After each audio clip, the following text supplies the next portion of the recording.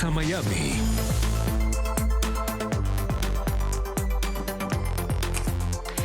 Hola, ¿qué tal están? Bienvenidos a Club de Prensa Miami. Soy Alessandra Martínez, les voy a estar acompañando en la próxima hora. El líder opositor cubano José Daniel Ferrer García, fundador y coordinador de la Unión Patriótica de Cuba, ha sido liberado tras pasar casi 4 años en prisión bajo condiciones denunciadas como inhumanas. Ferrer había sido detenido por el régimen castrista por su participación en las protestas del 11 de julio de 2021 y en este momento se encuentra con su familia, luego de que su esposa Nelva Ismarais Ortega Tamayo y su hijo lo recogieran en el centro penitenciario esta mañana. Su excarcelación se da en el marco de un acuerdo entre el régimen de Díaz-Canel y Estados Unidos con la mediación del Vaticano, que contempla la liberación de hasta 553 presos políticos. La noticia fue confirmada por su hermana Anabel Kiss Ferrer García, quien había adelantado en la red social X que su familia fue convocada a la prisión en horas de la mañana. Ferrer, quien ha denunciado reiterados malos tratos y golpizas durante su reclusión, ha sido uno de los presos políticos más emblemáticos de la lucha por la libertad y la democracia en Cuba, y su liberación ha generado expectativas sobre la posible excarcelación de otros detenidos. NTN 24 pudo conversar en exclusiva con la esposa de Ferrer, Nelva Ismarais, minutos después de la excarcelación. Estas fueron sus primeras reacciones. Tranquila, Nelva, ¿cómo estás? Con Jenny de NTN 24, hemos estado hablando mucho, ¿cómo estás? Ana, imagínese, con emoción. Claro. ¿Cómo está José Daniel? Con la presión altísima y con la emoción de que ya está entre nosotros.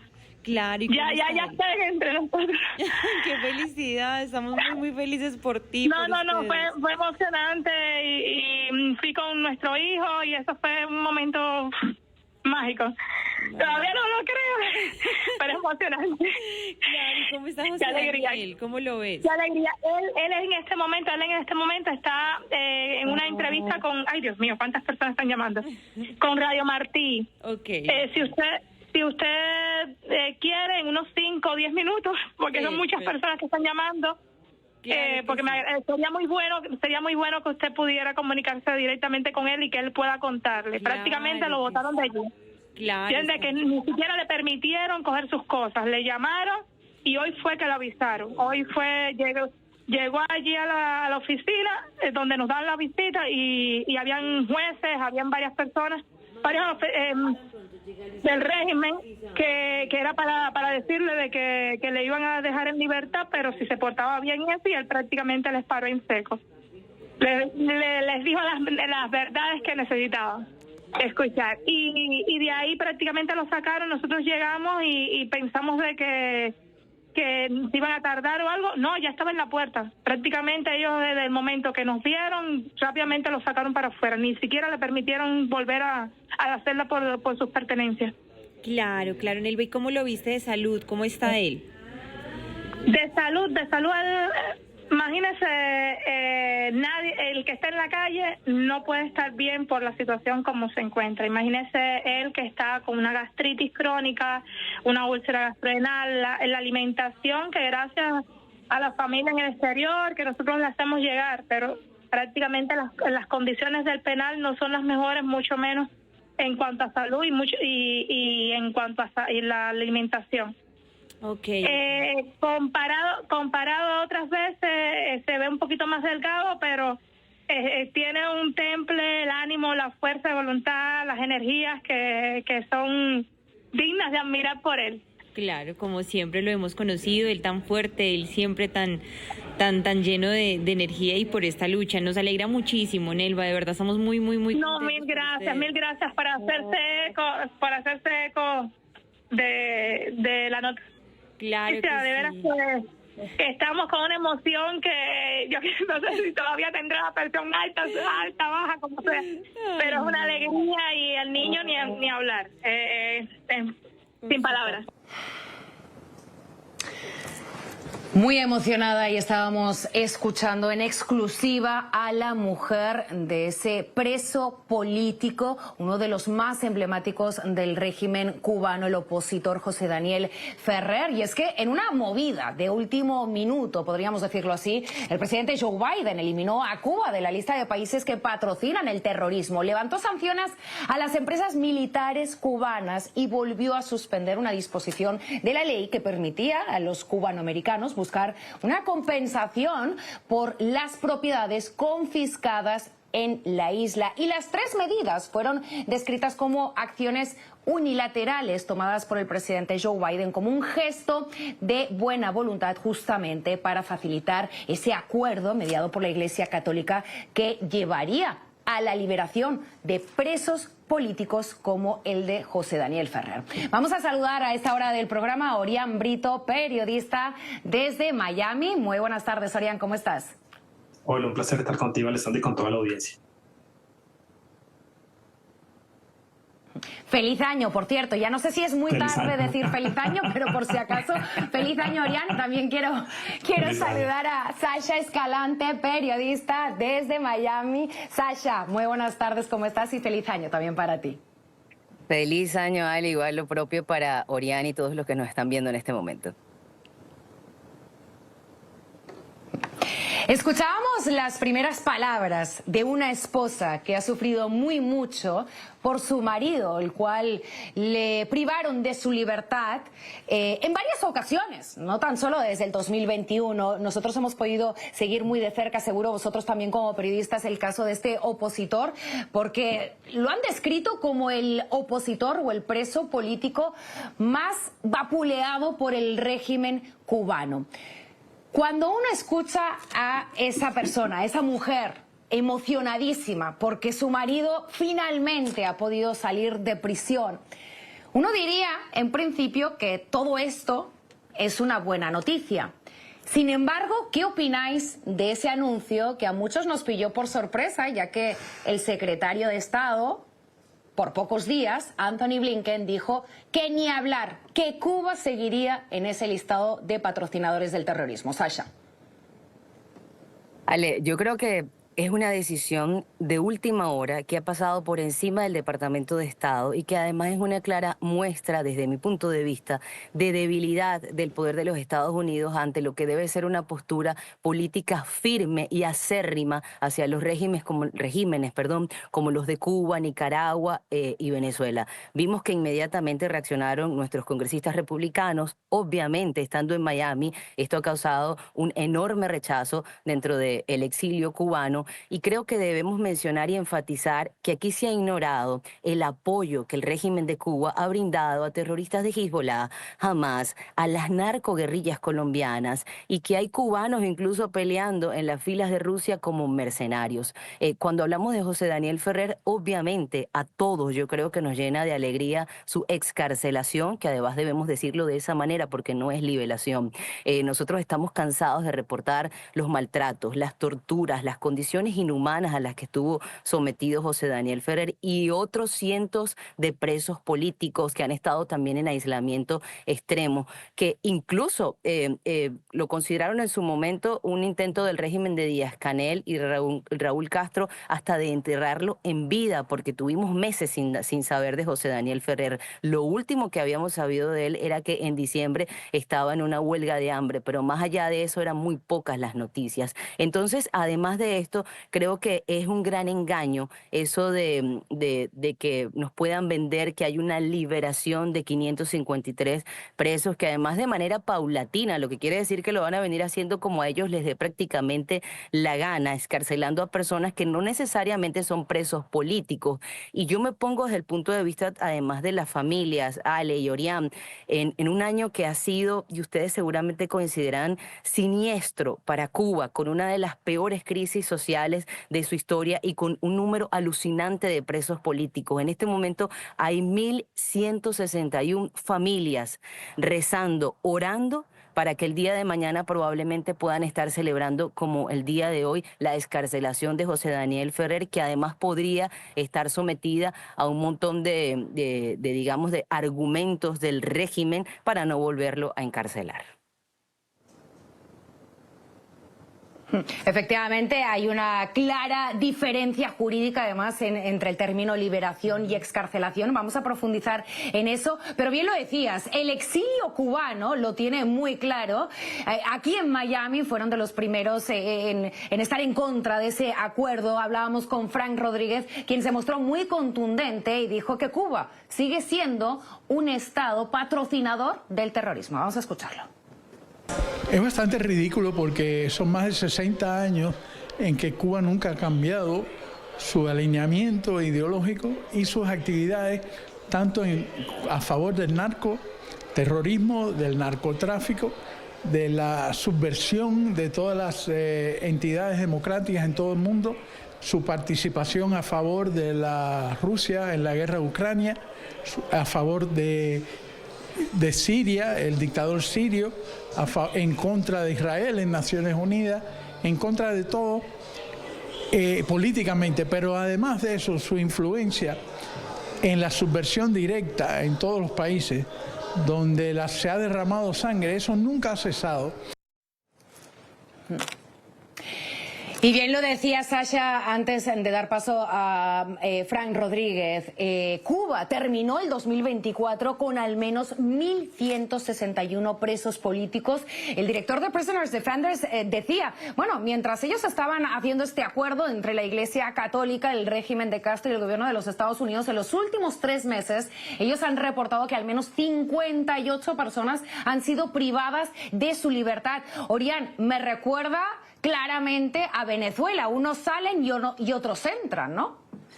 Es la temida puerta giratoria que se utiliza en regímenes totalitarios y a mí me gustó mucho el testimonio de la primera excarcelada en esta lista, excarcelada no liberada, eso es importante decirlo, que ella reconocía cómo son utilizados como fichas de canje, ¿no? Y esto es terrible porque lo que podemos decir a esta hora es que esa fórmula de yo te detengo como una ficha de canje sigue funcionando perfectamente para estos regímenes y cualquiera de nosotros puede estar en esa terrible lista. José Daniel Ferrer ha conversado yo lo escuché con Radio Martí hace minutos y le preguntaron sobre su opinión sobre este acuerdo que ha llegado con la administración Biden y que ha hecho público de liberar a Cuba como países promotores del terrorismo y expresaba su decepción.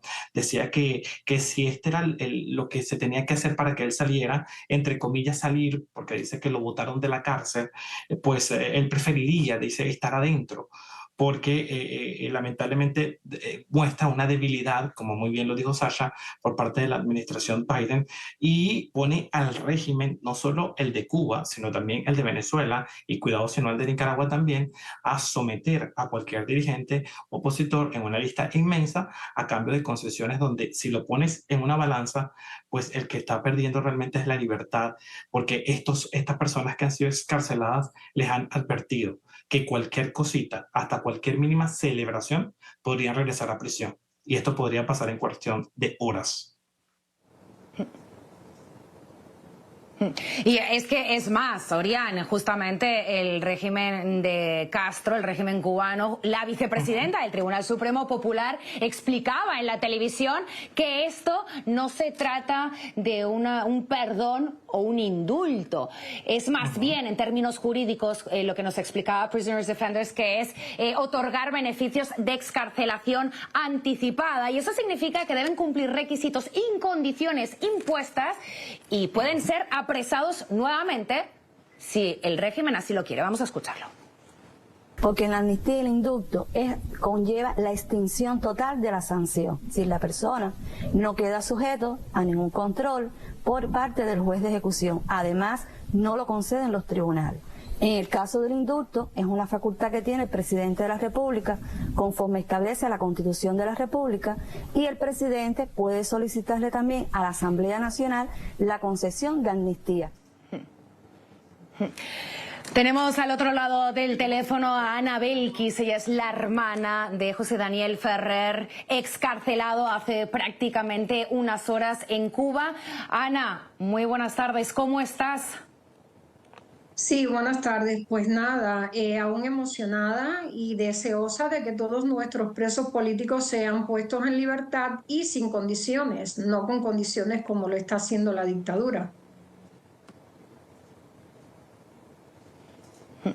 ¿Usted teme de que su hermano vuelva a entrar en prisión justamente por lo que estábamos hablando, que al final no se trata de un indulto o un perdón o una liberación como el Ministerio de Asuntos Exteriores de Cuba emitió en ese escueto comunicado anunciando de esa liberación de esos 550 presos? ¿Su hermano va a seguir en la vida del activismo político o se va a resguardar en casa por ese temor a volver a ser encarcelado? Bueno, la dictadura sabe muy bien que mi hermano no es de los que se resguardan en casa. Mi hermano está determinado, siempre ha estado determinado a luchar por la libertad del pueblo cubano, por el respeto a los derechos humanos. Y se lo dejó bien claro, aproximadamente 10 sicarios militares de la dictadura Castro Canel comunista fueron a hablarle ahí en la prisión de Mar Verde y trataron de leerle un panfleto con las determinadas condiciones que querían imponerle. Él les dejó bien claro que no le leyeran porque iban a perder o estaban perdiendo su tiempo, no iba a escuchar absolutamente nada y que no aceptaba condiciones de ningún tipo. ¿Eso ha ocurrido esta mañana antes de que lo excarcelaran? Sí, cómo no, esta mañana, y le dejó bien clara su posición, que ellos la saben de lo que le acabo de decir, continuar luchando por la libertad de todo el pueblo cubano y continuar defendiendo los derechos humanos de todos los cubanos. ¿Qué es lo que le ha dicho su hermano cuando ha hablado con él, justamente después de ser excarcelado? ¿Cuáles han sido sus primeras palabras? Bueno, imagínense las primeras palabras, pues un fuerte y gran abrazo y bueno, ahí como que nos quedamos a ver qué decimos, ¿no? Emocionados, ambos emocionados y él con muchas tensiones porque estaba recibiendo muchas llamadas. En ese momento que estaba hablando conmigo, recibió la llamada de Monseñor Dionisio. Y nada, atendiendo a varias personas, me decía, dame un momentito, espérame, no te vayas. Y bueno, por otro lado, yo acá trabajando, solo alcanzamos a hablar eso que le acabo de contar. Me dijo, me explicó, me hizo saber, si mal no estoy, unos 10 funcionarios que trataron de condicionarlo, que trataron de leerle cuáles eran las condiciones y él los paró, le dijo que ni lo intentaran, que estaban perdiendo su tiempo, que no los iba a escuchar, que no aceptaba condiciones de ningún tipo. Mi hermano estaba doblemente secuestrado. Mi hermano se lo llevaron el día 11 de julio del 2021 sin haber cometido delito alguno. Lógicamente, ninguno cometió delito alguno. A él ni siquiera lo dejaron llegar, ni a él ni a su hijo Daniel José, a las manifestaciones que estaban teniendo lugar en el centro de Santiago, de la ciudad de Santiago de Cuba. Y pues le hicieron de todo durante todo este tiempo. Entonces mi hermano debió haber cumplido la condena que según ellos le habían revocado. Más decían que le estaban procesando por los supuestos delitos de desórdenes públicos, pero eso nunca lo concretaron. La condena que le revocaron, según ellos, la condena también injusta, arbitraria del 2020, mi hermano la había cumplido en su totalidad. Sin embargo, la dictadura pues no tuvo el valor suficiente para en el momento del cumplimiento de la condena liberarlo y lo mantenía pues secuestrado todo este tiempo en Mar Verde y sometido a todos estos actos terroríficos, a todas estas torturas. Y usted ha sido un poco la portavoz de su hermano aquí en Estados Unidos gracias a esa presión que usted ha hecho y también de su otro hermano Luis Enrique. Los organismos internacionales a veces les han respaldado en esas fe de vidas que muchas veces han pedido de su hermano. Nosotros también hemos podido hablar con su hermano a la salida de la prisión. Y nos ha hablado justamente de esas condiciones y de esas presiones que ha recibido. Vamos a escuchar esas primeras palabras en NTN 24 del expreso político José Daniel Ferrer. La dictadura está muy asustada a partir del 4 de noviembre pasado, cuando resultó electo. ¿Cree usted que Cuba es un estado que patrocina el terrorismo? Sin duda, y le diré por qué. Número uno, las FARC, los cuales son saben, elementos de las FARC en Colombia. Ellos son una organización narcoterrorista. Empezaron como una organización ideológica y luego eran marxistas y se dieron cuenta que ganaban más vendiendo cocaína, así que están haciendo eso. Ellos tenían el apoyo completo del régimen cubano durante toda su existencia. Sabemos que Cuba ha sido amistoso a Hamas y a Hezbollah, abiertamente amigo de ellos. Sabemos también que el régimen cubano, por ejemplo, acoge no solo uno, sino 2 estaciones de espionaje de otros países cerca a las costas de los Estados Unidos y entregan elementos de inteligencia y cooperan con ellos. También sabemos que tienen fuertes lazos con Irán también y con elementos terroristas con ellos. Y sabemos, de hecho, que hay fugitivos de la justicia estadounidense, fugitivos incluyendo asesinos de policías y otros que están activamente viviendo en Cuba y siendo protegidos fuera del brazo de la ley, protegidos por el régimen cubano. Hay cero dudas en mi mente de que son un Estado patrocinador del terrorismo.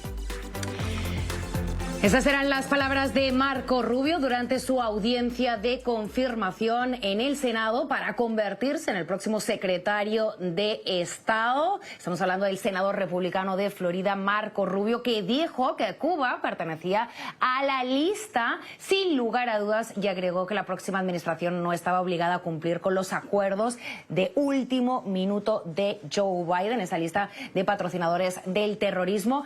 Sasha Orián, hay mucha expectativa por lo que pueda hacer Marco Rubio. Previsiblemente lo van a confirmar como secretario de Estado. Sin embargo, ya hay voces que le auguran un futuro muy corto. ¿No es lo suficientemente maga Marco Rubio para formar parte de esta nueva administración de Donald Trump?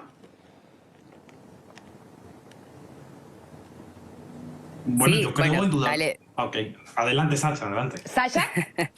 Adelante. Vale, Orián. No dije nombre, Además, perdonadme. No te preocupes. Los 2 estábamos ávidos. Mira, yo creo que, Sí. que Marco Rubio es un hombre, digamos que un político de la casa. Todos estamos esperanzados en que desde el cargo que va a tener dentro de la administración pueda prestar más atención a estos asuntos que, a decir verdad, han sido olvidados en esta administración. Absolutamente necesario que recordemos esas declaraciones, porque en medio de todo este contexto que estamos analizando, dicen que el propio presidente de Colombia, Gustavo Petro, habría pedido a la administración Biden que sacara a Cuba de la lista, porque una de las razones principales es la asistencia que justamente brindan a grupos terroristas, como sabemos, como los que están en Colombia. Entonces hay una gran expectativa. Yo creo que Marco Rubio es un cubano-americano, además que conoce muy bien los temas de nosotros, que se ha demostrado además en su práctica, ¿no? Como político, es absolutamente prolijo y ha demostrado tener una, quizás podríamos decir, verticalidad en cuanto a lo que se necesita con firmeza responder ante estos temas. Entonces, creo que obviamente hay mucha esperanza y fe en que pueda ser algo un poco más avanzado y que podamos ver evidentemente resultados con este tipo de regímenes que tenemos años en que prácticamente los vemos igual. Y que no nos olvidemos además de que cuando hablábamos del tema de Cuba y yo escuchaba las declaraciones que habías puesto, Ale, con todos los que tuviste oportunidad de hablar desde allá, prácticamente lo que se está haciendo es ganando un poquito de tiempo, porque cuando uno le mete la lupa a lo que está pasando aquí, en realidad lo que quieren es, entre parte de estas sanciones, estaba lo del conglomerado de militares cubanos que tiene un montón de dinero a los que no se había podido acceder y que se le va a dar este tiempo hasta que llegue el presidente Biden y se va a tomar, por supuesto, varios días en retrasar la medida. Entonces todo es un juego político en el que necesita evidentemente la nueva administración fichas muy buenas como Marco Rubio. Un juego político en el que hay en juego, nunca mejor dicho, la vida de muchos seres humanos, ¿no, Orián? Querías contestar bien rápido a la pregunta, porque la verdad que sí. Leía que ya hay muchas voces que están diciendo, bueno, sí, Marco Rubio sí, pero no le doy más de 1 año, máximo 2. Bueno, yo creo que Marco Rubio no es un mesías, pero sí creo que en este momento ver esta presentación que hizo ante el comité el día de ayer y nombrando las cosas al pan pan y al vino vino, es fundamental para la diplomacia y sobre todo para la política exterior de Estados Unidos. Yo creo que es fundamental porque aquí no hay un tema de ideología, no es si es más maga o menos maga. Yo creo que aquí lo fundamental es la posición de Estados Unidos frente a crisis importantes en la región que al final pueden traducirse en amenazas para la seguridad nacional, no solo por la presencia del régimen de Cuba, Nicaragua y Venezuela. Estamos hablando ya en niveles superiores, por ejemplo, el cruce del Tren de Aragua hacia el territorio estadounidense que desde Venezuela se fomenta, los presos políticos y todo este tipo de licencias. Por ejemplo, hablábamos la del conglomerado, decía Sasha, la del conglomerado de presas militares que controlan en Cuba, pero también en Venezuela hay empresas estadounidenses como Chevron que brindan un oxígeno al final del día al régimen venezolano, y no solo que le brindan oxígeno, increíblemente ejecutivos de empresas estadounidenses han sido detenidos de manera arbitraria en Venezuela. Entonces, en este momento trascendental para el mundo, yo creo que es fundamental tener una figura que en la primera potencia del mundo tenga no solo el conocimiento real de la crisis que se está enfrentando, sino también de quiénes son los enemigos que no solo amenazan la democracia y la libertad, sino, repito, la seguridad nacional de Estados Unidos. Sí, extendemos. Y justamente ya sabemos quién va a sustituir a Marco Rubio. Previsiblemente Marco Rubio será el secretario de Estado, y aquí pues nos queda un escaño. En el Senado de los Estados Unidos por Florida tendremos a Ashley Moody, y es que el gobernador de Florida, Ron DeSantis, lo ha anunciado esta mañana. Atrás quedaron esas voces de apoyo a la nuera del presidente electo Lara Trump. Será Ashley Moody, que es la fiscal general de Florida, y de hecho es de Tampa, tiene 49 años. ¿Qué os parece esa nominación o esa elección de Ashley Moody? Y sobre todo porque ella ha venido siguiendo una agenda súper conservadora, o diría más bien republicana, ¿no? Ha trabajado muy de cerca con Ron DeSantis y también pues con la futura administración Trump, no, pero con Trump, para desbancar todas las políticas que podía ir haciendo la administración Biden, ¿no? Sasha. Así es. Mira, el nombramiento de Ashley Moody como senadora ODA está siendo recibido, o ha sido recibido principalmente por los conservadores, con absolutamente entusiasmo, porque la están viendo como lo que probablemente se va a convertir en una líder emergente dentro del partido, dentro del Estado, por lo que ha venido haciendo como fiscal, y ahora evidentemente con potencial nacional. Ha enfrentado, como tú bien lo decías, críticas de opositores por su propia alineación con el gobernador DeSantis y también con las políticas de Donald Trump, pero creo que más allá de eso, ella ha demostrado, y lo hemos podido ver en nuestras coberturas periodísticas, ser una mujer conservadora en lo que podríamos decir sus valores. Ha defendido posturas que podríamos llamar tradicionalistas en enfoque con lo que es familia y religión, pero ha tenido lo que podríamos llamar de repente mano dura contra el crimen. Además, ha sido también lo que es una probablemente firme defensora de lo que es libre mercado, trabajando en regulaciones o defendiendo regulaciones que podrían afectar la competitividad empresarial, y en este sentido se convertiría además también en la segunda mujer en representar en la Florida. Y me encanta porque sé que en algún show lo conversábamos, Ale, que Florida estaba de moda y que estaban saliendo muchos de nuestros políticos como figuras emergentes dentro de lo que va a ser la política nacional. Me parece que es una mujer que puede hacerlo absolutamente bien, aun y cuando yo la veía hoy y conversaba con algunos compañeros en la radio y decía, oye, qué lástima que no habla español, pero es una mujer que aun y que cuando no tiene raíces latinas, sabe muy bien cuáles son las necesidades también de Florida, que tiene una composición con muchos migrantes. Sí, de hecho es de Tampa, y de hecho ella será la segunda mujer en ser senadora de Estados Unidos por Florida, pero cuando asuma el escaño habrán 10 mujeres republicanas en la Cámara Alta, y eso siempre es de celebración. Vamos a hacer una pequeña pausa y al regresar seguimos con más aquí en Club de Prensa Miami. Ya regresamos con Club de Prensa Miami por NTN 24, el canal de las Américas. Hoy en día se está configurando en Estados Unidos una oligarquía de extrema riqueza, poder e influencia que literalmente amenaza toda nuestra democracia, nuestros derechos y libertades básicas y una oportunidad justa para que todo el mundo salga adelante. Seguimos con más aquí en Club de Prensa Miami. Orián, ¿a qué se refiere Joe Biden con la amenaza de una oligarquía que crece y acecha al gobierno de los Estados Unidos? Mira, yo creo que su discurso de despedida se enfoca más en hablar sobre sus temores por el regreso de Donald Trump. Yo creo que nosotros tenemos el compromiso, y esto lo digo muy a título personal, de ver mal la riqueza, ¿no? Yo creo que el que tiene su riqueza bien obtenida, pues no tiene ningún problema. Y el poder al final, tenemos que entender que en este país particularmente hay independencia judicial y que vamos a ir minuto a minuto viendo el desarrollo de un nuevo gobierno y que debemos ir todos remando en dirección de pensar que va a ser muy positivo para todos. Ya el de Biden está de salida, podemos hacer muchas evaluaciones, pero al principio siempre se apostó en que iba a ser un gobierno maravilloso para todos. Yo creo que cada quien tiene hoy la voluntad y el poder de definir cómo fue. Sasha, ¿es un peligro que tengamos a hombres en el poder como Elon Musk? Yo no lo considero, yo creo que además es una adición interesante a lo que podríamos ver en esta administración de Trump. Y por otra parte, creo que todo lo que vimos ayer por parte del presidente Biden puede ser interpretada como una tremenda evasión de temas controvertidos y de gran relevancia nacional que fueron absolutamente omitidos en el discurso de ayer.